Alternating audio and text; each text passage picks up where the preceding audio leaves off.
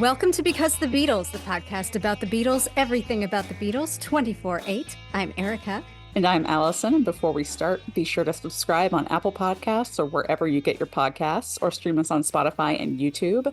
If you're enjoying BC the Beatles, feel free to leave us a preferably 5-star review so other Beatle maniacs can find us. And don't forget to follow us on Facebook, Instagram, Twitter/X, and TikTok. We'll be posting videos, photos, and more from this episode and beyond. And you can also email us at bcthebeatles@gmail.com. Here we are again. Finally, part 3 of this tour series that we've been talking about for so long. It only took us like a year. And it's okay, though. It's okay. Because last week, you guys heard parts 1 and 2. So you guys are all caught up. We're caught up. It's all good. We're on tour with the Beatles. So parts 1 and 2 covered 2 of the earliest pivotal moments for the Beatles' touring career. The first as the backup band for Johnny Gentle in 1960, and then their last tour as relative unknowns supporting Helen Shapiro in 1963. Now, this third part focuses on another pivotal moment in their touring career, the infamous Philippines tour dates, which are insane, crazy, crazy, crazy. So this was not quite as positive or exciting. Well, it was exciting. In a way, yes. Yeah, it was exciting. It wasn't quite as positive, though, for the Beatles as the first 2 incidents that we discussed were. This was at a different kind of crossroads for them, one that had a little bit more strife in it. To set the stage, the Beatles kind of had a perfect storm of difficulties at this time in 1966 that made touring a lot harder than it was in 63, 64, or earlier. Musically, the Beatles' recording techniques were so much more complex, they couldn't replicate their newer songs live. So they were creatively frustrated. They couldn't play their new music, so they were playing the old music, which to them was just a different era for them. Some people even said they were being lazy for not playing new music, even though they just physically could not do it. The Beatles themselves were growing up. They were becoming more worldly, less interested in their mop top image and life on the road generally.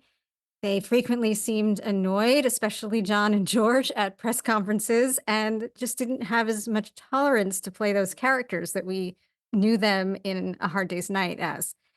The fans were also growing up too. Political issues were permeating the perceptions of the Beatles. There started to be incidents with protests at concerts from time to time. It was just getting a little bit more serious. And finally, everybody was just fucking tired.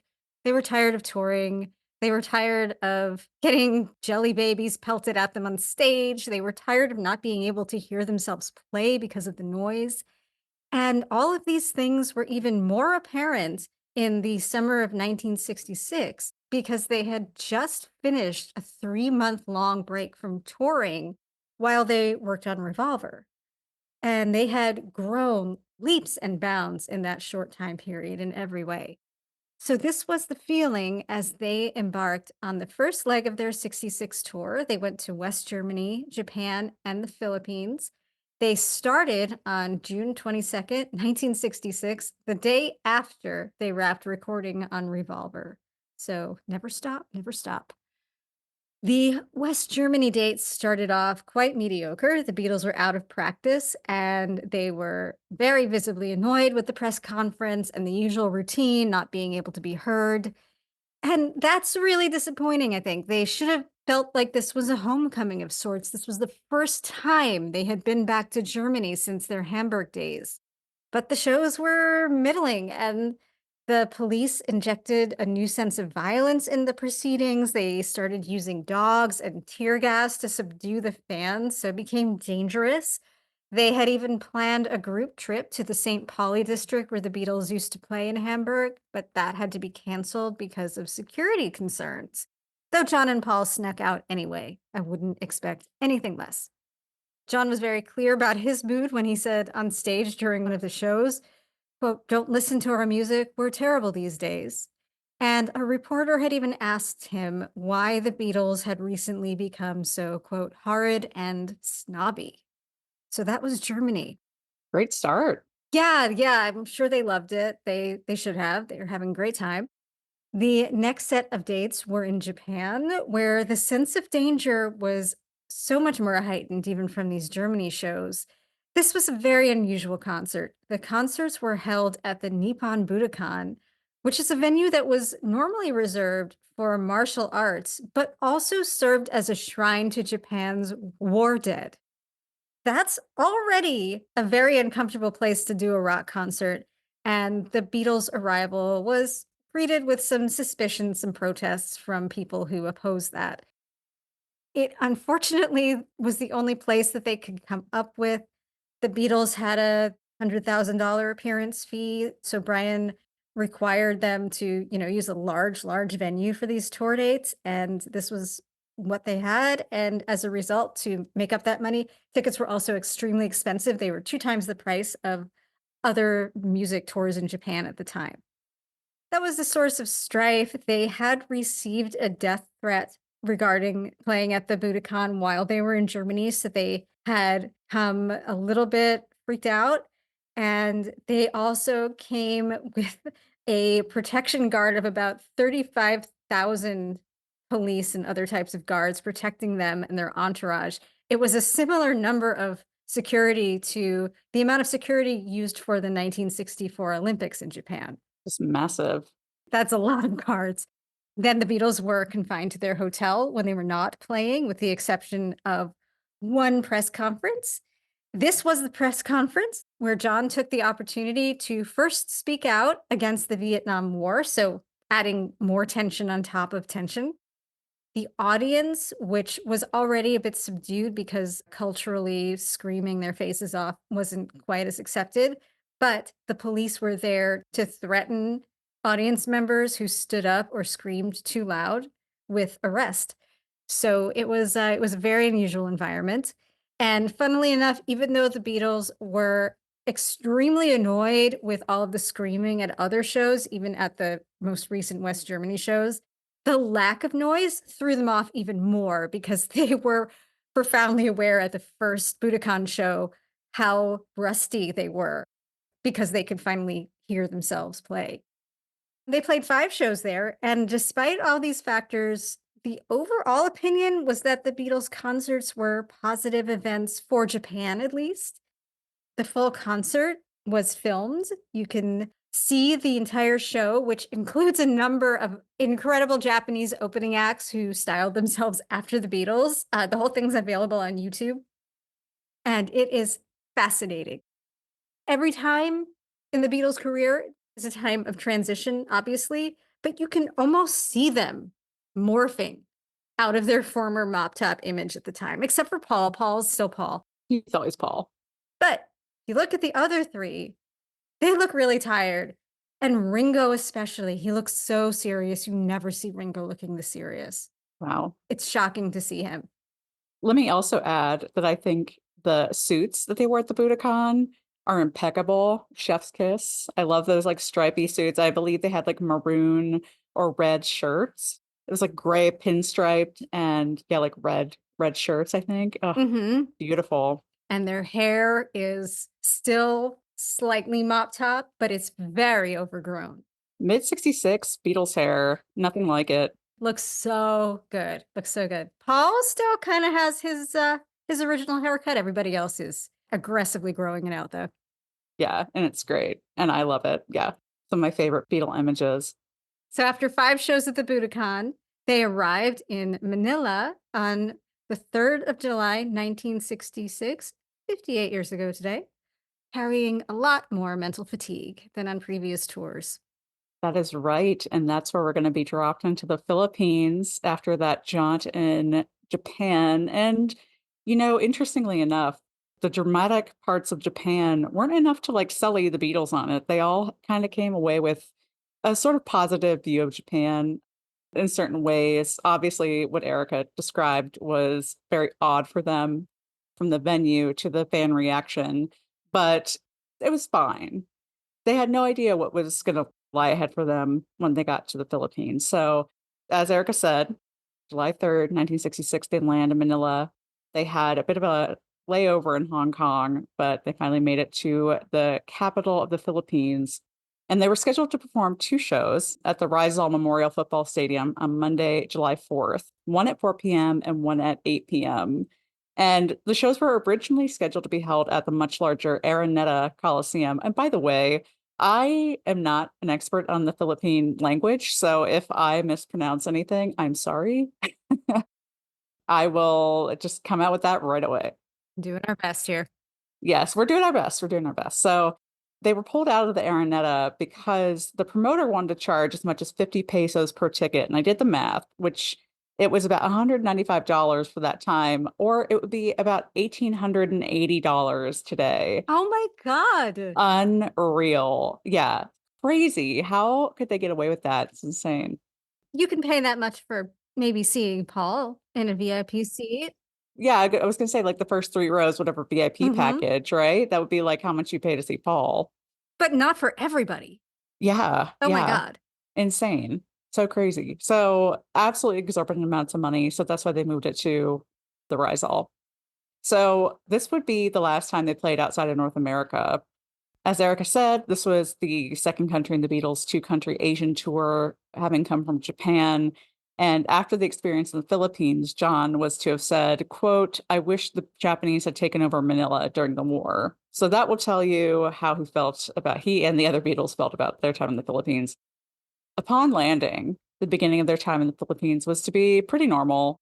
They were scheduled to have a lay granting greeting with beautiful girls on the tarmac. We've all seen those photos of them landing with models and stewardesses giving them gifts and things. And then the Manila mayor, Yeva Villegas, was going to present them with keys to the city. And then they'd have a motorcade to a press conference at the Philippine Navy Yard. Most of that was scrapped, everything except the last thing, because right from the start, it was a mess. Ringo described their arrival as thousands of kids and thousands of cops, which isn't necessarily that much different than other Beatles arrivals, but apparently it was much, much more militaristic. There were guns everywhere. Hmm. And later he said he thought there was a war going on because of all the firearms. This is something totally new for the Beatles with all these guns everywhere. And according to the Esquire Philippines, over 2,000 security forces were assigned to protect the Beatles upon their arrival. So, not quite as much as the 35,000 in Tokyo, but still a substantial amount. And certainly in the Philippines, that level of force was unprecedented.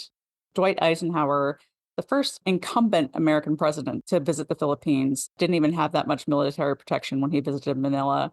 So, yeah, the Beatles were really, really heavily guarded. In the anthology, George described their usual tour arrival process as the four Beatles and Neil Aspinall getting into a car with their quote unquote diplomatic bag. So those are the BOC, et cetera, bags that we're used to seeing them with when they get off the plane. I have a Pan Am diplomatic bag that I love and I take everywhere with me. You can still get them.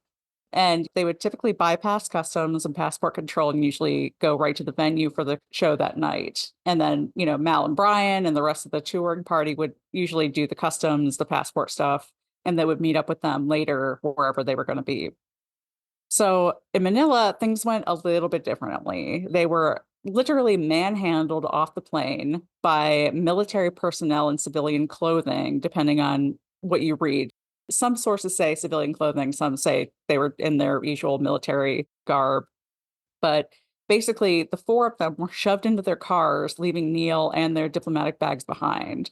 There's a Wow. great photo of them, yeah, being getting off the plane, and George is quite literally being like pushed and shoved and manhandled. That's so interesting. I thought that that only happened after they were in Manila and certain things happened, but from the very day they set foot, they were already Yeah, being treated poorly.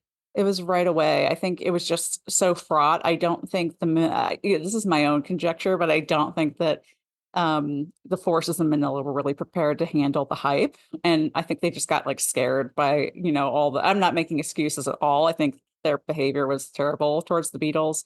At this point, the Beatles are separated from Neil and Brian and Mal and Tony Barrow and their whole touring party. And it's just the four of them, which never happens. Usually when they landed, it was at least Neil that got in the car with them. But this time it was just them. And again, they were forced to leave their bags, everything behind, which we'll see why that was a big deal in just a second, because that was certainly what they were worried about. Believe you me. Mm. Um, Yes, but the guy who had actually screamed at them to leave their bags was the collector of customs of the Manila International Airport, attorney Salvador Mascarado. He himself had driven under the runway and demanded the bags be handed over, and he swore at the Fab Four, "You'll go back to the plane if you don't surrender those things." I don't know why the bags were so important to the Manila officers or customs officials, and I don't even think they really checked them. But George said there was mania everywhere else. In Manila, it was like being bullied. There was a negative vibe from the moment they got off the plane, and they were frightened. So, why were they frightened, and why do they give a shit about their bags so much?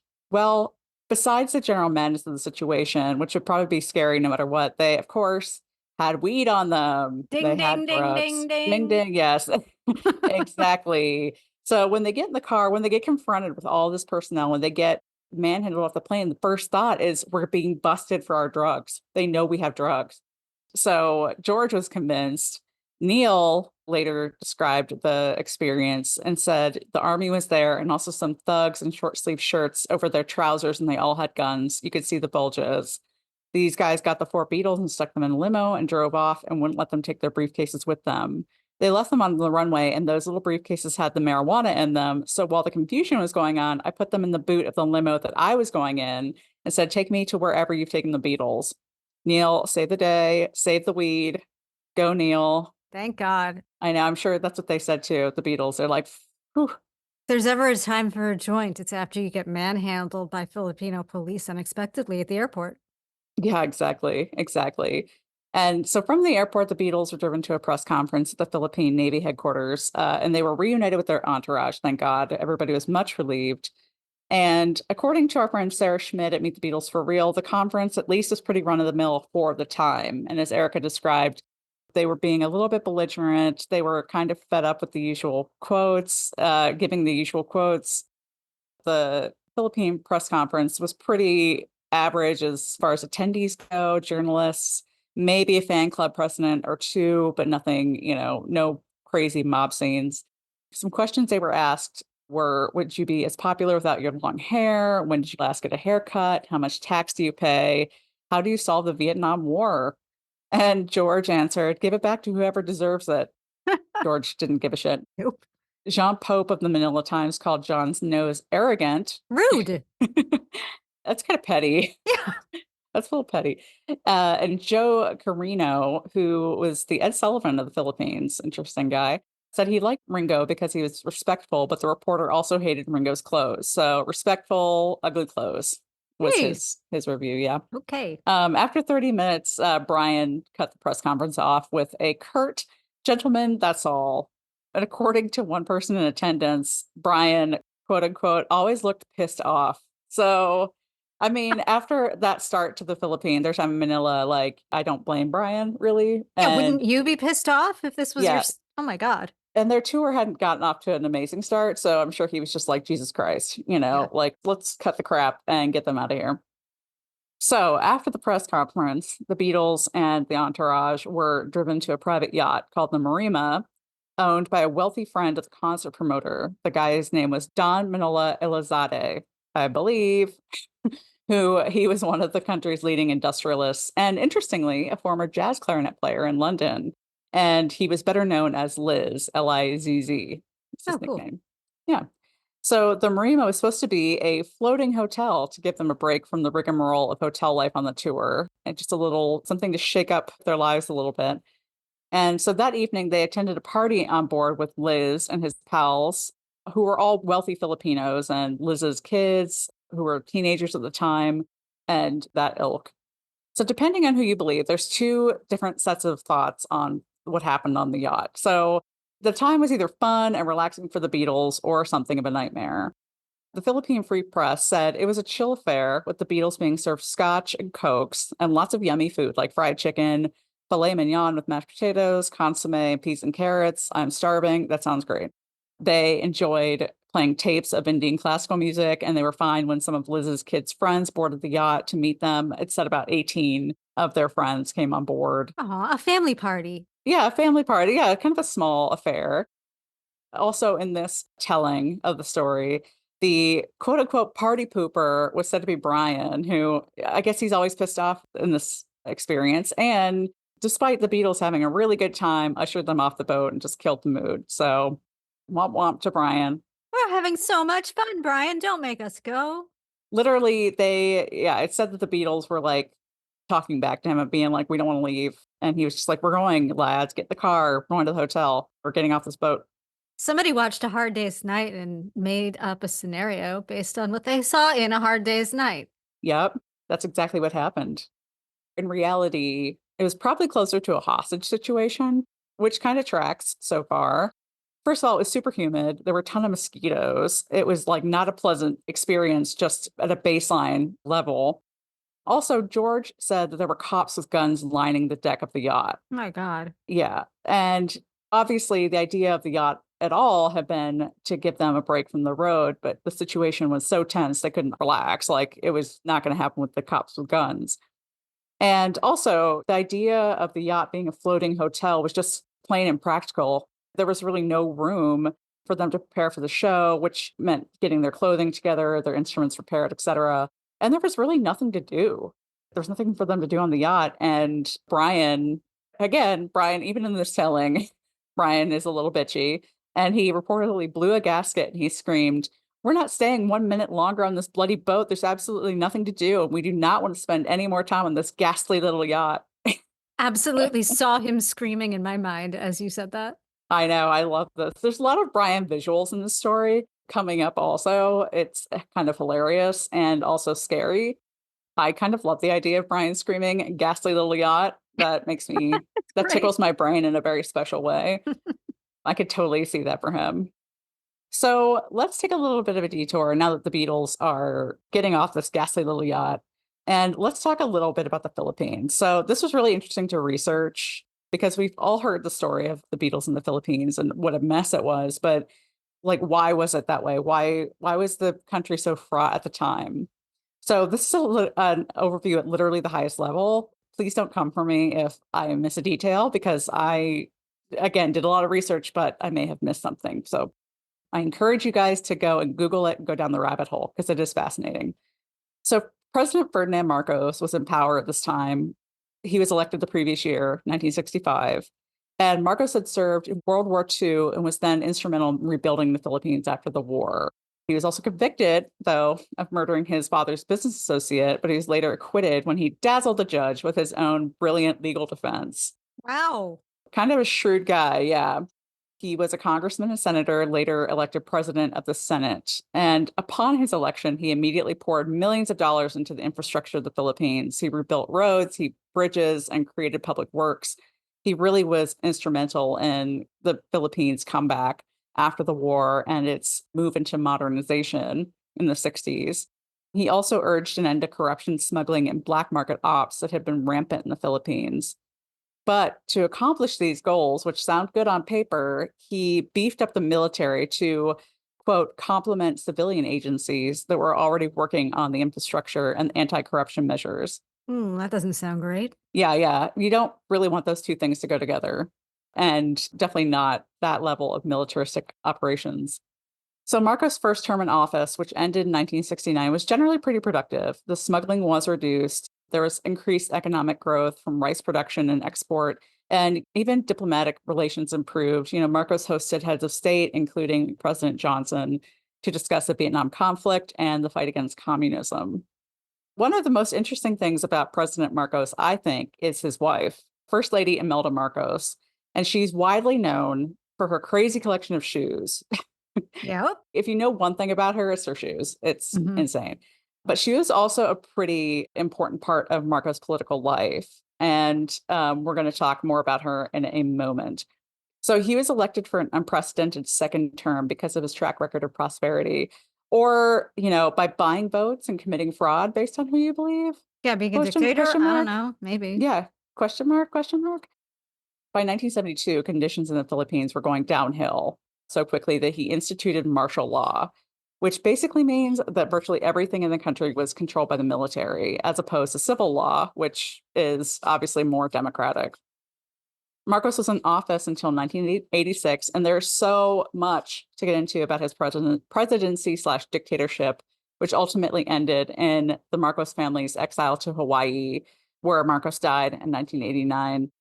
I highly recommend, if you have not seen it yet, the documentary called The Kingmaker on Showtime. It's all about Imelda Marcos and their son Bong Bong, who really had his sights set on continuing his father's legacy and restoring the Marcos family dynasty in the Philippines. It's fascinating. It goes much more into President Marcos and the Marcos family. So good. And it has, it obviously talks about her shoe collection. And at one point she's like giving out $10 bills to like kids from like a bus or like like her Escalade or whatever she's riding in through the streets. And just like little kids running up to her and she's just handing them like money. It's crazy. It's nuts. You can't write this shit. Yeah, sounds a lot like Ava Perón. Kind of. Yeah, a little bit. Because everything I know, I've learned from a Broadway musical, and everything I know about Imelda Marcos, I've learned from the Broadway musical Here Lies Love, which is an interactive musical written by David Byrne of the Talking Heads about the life of Imelda Marcos, if you can believe it. Oh, really? I've never Uh-huh. heard of that. Yeah, it was kind of off and on Broadway since 2013. It just ended its Broadway run last year, and that's where I saw it. And they did not once mention shoes. Oh, what? How could you not? That's literally what she's known for. They're trying to, I guess, take the focus away from the one thing we all know about her, but it annoyed me so much because not only did they not mention shoes, but the shoes in the show were not great. Oh my goodness. David Byrne. I'm gonna blame him. It put so much more focus on it than if she had fabulous shoes. That's true. That would have been a nice little Easter egg. Like even if they didn't mention the shoes, if she would have had amazing shoes, that would have Yep. been like, okay, somebody gets it. Damn it. Yeah. Very interesting musical. But yeah, besides the shoes, also extremely interesting woman. The time she spent in the US at Studio 54 is an interesting side note about her. Yeah, she was a socialite. She was glamorous. She was like the sparkling part of the presidency, kind of like Jackie Kennedy was a bit of the attractive part of JFK's presidency, even though, he too himself was thought of as very handsome and young and virile and all that. But, obviously Jackie was the superstar. And it was kind of that way with Imelda Marcos as well. Yeah, and from what I recall, she was also, though, very much the power Mm. behind him and did a lot of the not great things that may have happened in the Philippines. Yep, and that's another reason to watch The Kingmaker because it goes into that, and you can tell by the title, The Kingmaker, who it refers to. It's not Ferdinand, it's Imelda. Sounds interesting. Yeah. Obviously, the Kingmaker refers to not only Ferdinand, but her trying to throw her power behind Bong Bong as well. So it's really fascinating. They're such a fascinating political family. And she's still alive, I believe. She's 95. 95, okay. She's like eternal, apparently. She and Keith Apparently. Richards are drinking the same potions. So to go back now to the Beatles in 1966, they're there pretty early in the Marcos presidency, but there's already some inklings of what would come later for the country, obviously, as we've seen so far, and we will continue to see throughout their stay in the Philippines. As the Beatles are now slumbering peacefully in their hotel, safe from the yacht excursion and preparing for their show the next day. Ghastly little yacht. Yeah, they're off the ghastly little yacht. Unbeknownst to anybody in their party, the Manila Sunday Times prepared and ran this article the next morning. And it says, quote, President Marcos, the First Lady, and the three young Beatles fans in the family have been invited as guests of honor at the concerts the following day. The Beatles plan to personally follow up the invitation during a courtesy call on Mrs. Imelda Marcos at Malacanang Palace tomorrow morning at 11 o'clock. Except, lols, there was no plan, and no one at the Beatles touring party saw the article. Not great. So, why would they not know? Why did the Beatles not know they were expected at the palace? And the short answer is nobody told them. Jesus. And this is blamed on a lot of different people, a lot of different situations. And one of them is the promoter, Ramon Ramos. He had to make that promise to the Marcos family, but he was too scared to tell Brian about it in case he refused. And he kind of was rightfully scared about that because Brian would have refused that. The Beatles has historically had a policy to not accept invitations from political powers. It's also said that Ramos had sent the Beatles and their party a telegram in Tokyo, but either they didn't receive it, or they accepted it with a caveat that the meeting take place at 4 p.m. before their first show instead of 11 a.m. that morning, or they denied it altogether. Peter Brown later wrote that it was Tony Barrow who dropped the ball and disregarded the telegram. So there's a lot of passing of the buck where this is concerned. And, apparently the meeting had been on the itinerary for the following day, which was slipped in there by Ramos kind of on the sly, but it was worded as merely a suggestion, not something that was compulsory, not something that had already been agreed upon. According to Tony Barrow, the wording on the itinerary sounded more like a quote unquote casual proposal rather than a command from the president's office, not a fixed informal appointment so much as something to be talked about as a possibility. Which is also so weird because you do not do state visits like that. They're not casual. I mean, especially not in the Philippines. Like, come on, like No. after a greeting, at the airport with guys with guns, like it's not going to be casual with the first family, You don't just drop into them. Yeah, it makes sense that they would have been a little scared of Brian by that point, and obviously Brian would have said no had he known. But how ridiculous to not tell them Yeah. and to not confirm if they did think that they sent a telegram. Even if they did, nobody walked up to Brian or John or anybody, Neil, at the crazy boat hostage party and was like, "So we'll see you tomorrow, right?" Right, exactly, exactly. There was no inkling of that. Even the promoter, who I guess was hanging around sort of like as they're beginning their time in the Philippines, like you would think even he was like, okay, yeah, so tomorrow, like make sure you look at your itinerary, wink, wink, even if he just slipped it in there. Because it was all day. It was all day. Yeah, exactly. It was all damn day. So this meeting that did not happen, it would have been at 11 a.m. followed by lunch at 3 p.m., which would have virtually given them no time to prepare for their show at 4 p.m. That would have thrown a wrench into the works. It wouldn't have come to fruition anyway. And also, because of the drama with the yacht, the ghastly little yacht, um, the itinerary for the next day was kind of overlooked a bit. They knew they had a show at 4. I think that was kind of good enough for them. They didn't really want to fuck with going out in Manila or anything like that. Even though, side note, it is said that Paul snuck out of the hotel the night before after the yacht situation. And I read somewhere, I believe it may have been the Philippine Free Press, I can't remember, where he snuck out with a guide in like the middle of the night and went to the really Tony part of the city, which were all these big modern buildings and like lots of money and lots of business and that kind of thing. And he saw like a lot of rampant homelessness and destitution and all of this like really sad and disturbing stuff. And I think at one point he credited that as the beginning of his like social consciousness, where he Wow. saw just the disparate nature of, all this money and then these people who were like sleeping on the street. Oh, Because that was the first interesting. time he actually really saw something like that, was in Manila. So, okay, back to this crazy morning when the Beatles were still peacefully sleeping, and the government officials show up to escort them to the palace for their meeting. And Brian stood up to them and said, he didn't know anything about a meeting. There nothing that he'd been told about, and he's not going to wake up the Beatles for it. So more and more military officials began calling Brian and showing up to the hotel to escort them to the palace. It becomes a real melee.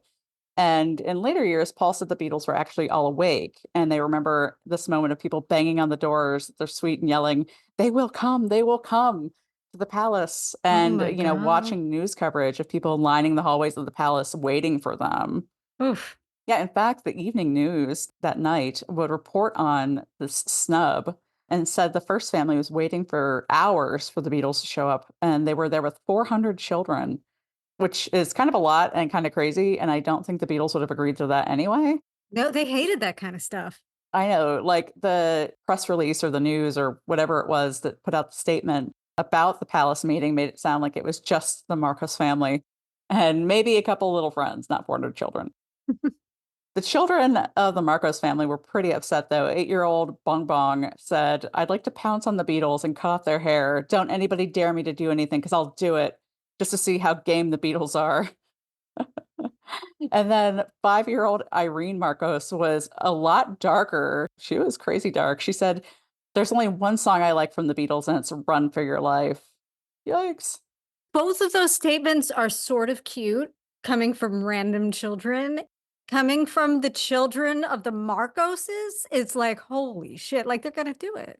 I know, like, run for your life. Like, that's kinda like what happens, spoiler alert. Yeah. Yeah, and I love that Bong Bong's like, "Why I oughta," he's like, "Put up your dukes," you know? Like, that's kinda cute. But yeah, the run for your life, I'm like, okay." First of all, deep cut. Second of all, like, that's too real, too real. Kind of respect it, to be honest. I mean, it could be apocryphy, who knows? It could be. It could be. I'll accept it because it makes a good story. So, let's talk about the concerts briefly because it's funny because it's like the least interesting part of their trip to the Philippines were the actual concerts, because that was the only time when they were safe, really, as they were on stage. Yeah. Like the Budokan, they were preceded by a holy host of Philippine acts, lots of them singing in the style of like the day with the beat acts and that kind of thing. I love any foreign language 60s music. I'm obsessed with like Cambodian 60s music and that kind of thing. I'd love to hear all of this. And I tried to track it down, and some of it's on YouTube of these artists that opened for the Beatles, but they were all local to the Philippines. There were comedy acts as well, and John was apparently really confused because he didn't understand why the crowd was laughing at this one act, and somebody had to explain to him that it was supposed to be that way. They weren't like laughing at them, but laughing with them. These shows were crazy. George later compared them to Monterey Pop. So at the first show, there were 30,000 fans in attendance. And the second show, there were 50,000, which totally went above and beyond their expectations. But I don't know, I tried to fact check these numbers because they seem pretty sus. The Rise All can only hold like 6,000 people. Oh, So the thing I'm thinking, because on the photos of the shows, you can see like kids on the field. So I'm thinking 6,000 seated and then the rest on the field, I think. that makes sense. Yeah. You can fit a lot of people on a field if you really want to squish yourself in. I don't know if you could fit like 24,000 people, but those are the numbers I kept finding. So I would assume they're correct. Wow. Each show was only 30 minutes, which was pretty normal for the day. Tony Barrow later reported that he watched uniformed security guards beat kids' knuckles who were watching the show from behind a fence Oh my God. because they hadn't paid the price of admission. Ugh. And how dare they like listen to the show? It's just like a little bit of what Paul had described when he went out, just seeing violence and poverty and people Right. being treated poorly just right there in front of him. Yeah, yeah, exactly. Really no rhyme or reason for it. While the Beatles are on stage, the evening news is running all these clips about their quote unquote snub of the Marcos family. And Brian had to rush down to the television station and actually tape a little bit of an interview to explain why there was no snub and the Beatles never received the invitation, et cetera, et cetera. But when the clip was actually aired on the news that evening, part of his audio was inaudible, suspiciously purposely so. And so this begins also probably the downhill slope of this trip, which was already not going well. After the last concert, the police escort was withdrawn and the mob of fans swamped their cars.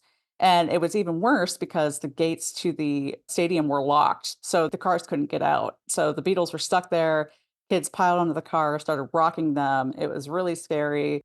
Thankfully, somebody came and unlocked the gates and they were able to get out, but it was really precarious there for a hot second. The Beatles thankfully make it to their hotel unscathed and go to bed. And the next morning, however, they go to order room service. Nothing happens. And they're like, what's the deal? And so Mal goes down to check it out. And they're like, we're not going to serve you anymore Wow. because of the snub. And they refused to help the Beatles with their luggage. They had 60 pieces of luggage. And that was a real pain in the ass. But the real hero of the day was the driver of the baggage truck taking them to the airport, who helped load the luggage and unload at the airport too. So shout out to that guy. In the morning, however, reporter Bobby Ing did come to the hotel and did an interview with George, Paul, and Brian in the suite. And Paul said they, quote, didn't want to offend anyone and they just came there to sing. And George, always salty, said, we didn't even want to come here. It's almost like we're too busy singing to put anybody down. And then George like puts down the entire country in the event. Not at all what the monkeys had in mind. No, no. No, no, monkeys would never do that. So, all the monkeys did go to the Philippines. I wonder why. Mm. I mean, this is not exactly a vote of confidence for a trip here at that time. Yeah, perhaps this set a precedent. Hmm. And regarding the snub at the palace, Paul said they had really no idea about it. He said, We weren't supposed to be there in the first place. What were we going to do? Show up and say, we're here. Sorry, we're late.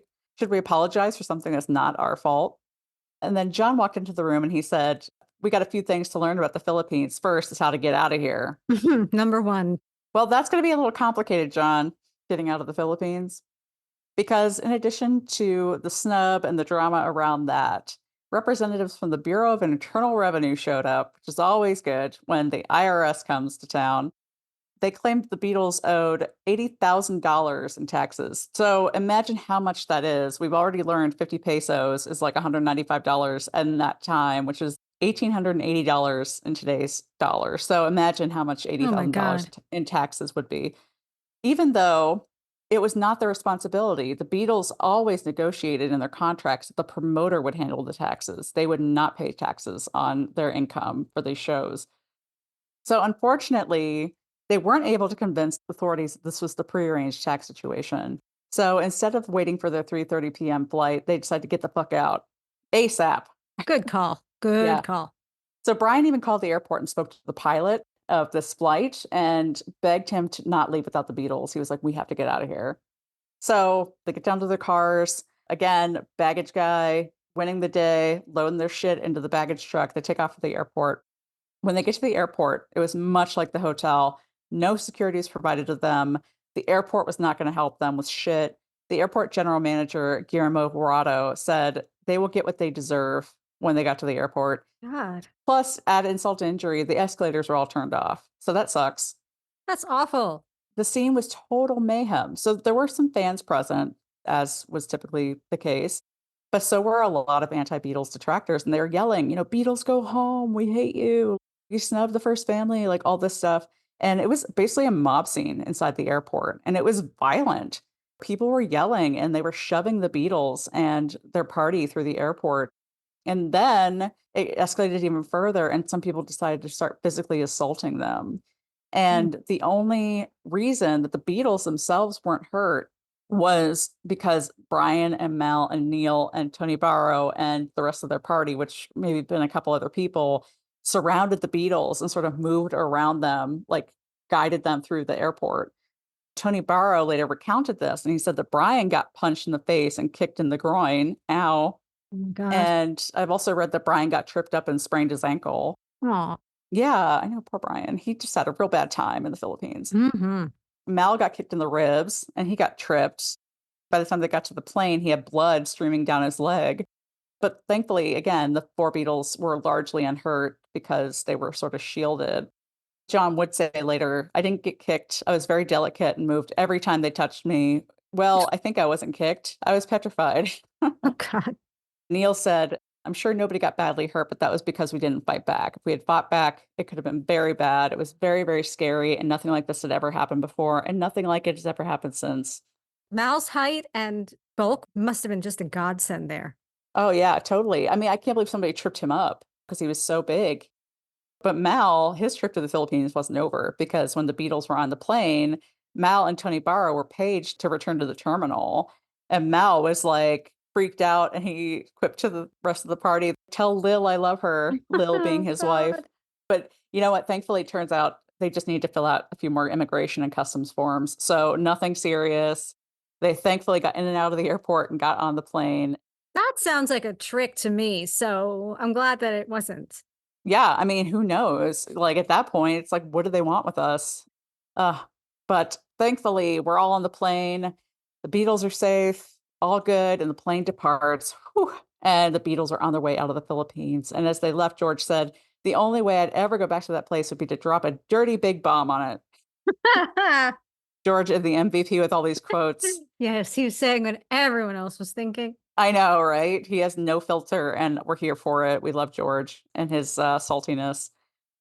And so only then, almost right after they left, which is terrible timing, should have been done way before, only then did Ferdinand Marcos release a statement. And he said there was no intention on the part of the Beatles to slight the First Lady or the government of the Republic of the Philippines.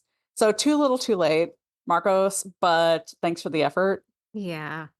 Years later, Imelda had this to say about the debacle. She said, being a big fan of the Beatles, I made representation with the Philippine promoter to invite them to lunch at Malacanang Palace.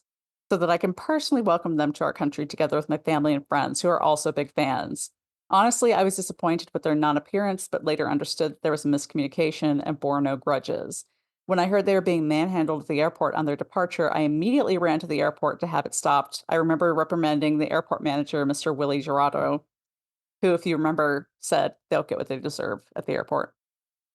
The Beatles, however, never really got over the kerfuffle in the Philippines. And George said in 1986, when Marcos was a hot topic because he was exiled from the Philippines, George said he tried to kill us. Maybe not that far off. No, no. So the Beatles take off from the Philippines, and from there, they embark on the US tour in summer of 66. And a month after their experience in the Philippines would come John's Bigger Than Jesus remark going public. So it was really a great precursor to their final tour and the drama that would ensue there. So that was the Beatles in the Philippines. Summer of 66 was a rough time for them. It was a rough time. I mean, that tour, when you break it down and look at it date by date, it's like, damn, like no wonder they didn't tour. That would have scarred anybody for life. Yeah, seriously. I don't know if I believe Imelda Marcos' statement that as soon as she heard about it, she immediately ran to the Yeah, airport and no, bore no that didn't grudges and all happen. that. That doesn't sound quite right. But even if that was partially true, it's interesting to think about the way the general public so dramatically reacted to something potentially offending their political leaders. Thinking about what it would be like to be a person in that environment and to be scared to not appear loyal. Totally. I think at this time in the Philippines, the first family was really, really closely conflated with the country itself. So anything that was seen as a slight against the first family was really a slight against everybody. So Mm. that was probably a big reason why, mobs of angry people showed up because they felt that the Beatles were really slighting the Philippines. But yeah, you're right. Like that's a level of patriotism that I don't think you would see in this country. I don't even think at that time would you see like angry mobs. Maybe in certain regions, you'd see mobs like for the vinyl burnings and that kind of thing for the Bigger Than Jesus comment. But otherwise, yeah, I couldn't see a big mob of Americans showing up to defend the first family. Well, Well, well, you know what? I'm gonna take that back. I'm gonna take that back. that did happen here. Yeah, yeah. So yeah, very scary time for the Beatles. Again, totally understandable why they decided to not tour anymore after 66. This was all just the beginning, West Germany and then the Budokan and then the Philippines. Like what a rocky start. Absolutely the beginning of the end, and why we chose this as the third part of our touring series, because it's just so pivotal and it must have paved the way in their eyes for everything that was to come. Exactly. And we hope you guys really enjoyed learning a little bit more about the tours. It was really fun for us to research these episodes and so fascinating. It's never boring when the Beatles are on tour, that's for sure. Nope, never boring. Never boring. So until next time, guys, thanks for listening to Because the Beatles. And as always, subscribe on iTunes, Apple Podcasts, or wherever you're listening right now, and give us a rating/review so other Beatlemaniacs can find us. And follow us on Facebook, Instagram, and Twitter/X. We'll be posting photos and more from this episode and beyond. And remember, you can always email us at bcthebeatles@gmail.com. See you next time. Bye. Bye.